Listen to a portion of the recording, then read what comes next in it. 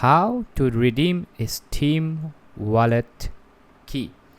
So in order to do that, you first have to open your Steam, and from here you will find this game option. You have to find this game option, top of library, tap here, and you will find redeem a Steam wallet code. So you just have to click it. So once you have clicked this option, you are gonna have to paste your Steam wallet code here.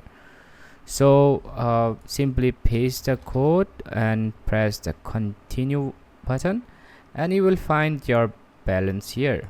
It will increase the balance if you have entered the right code.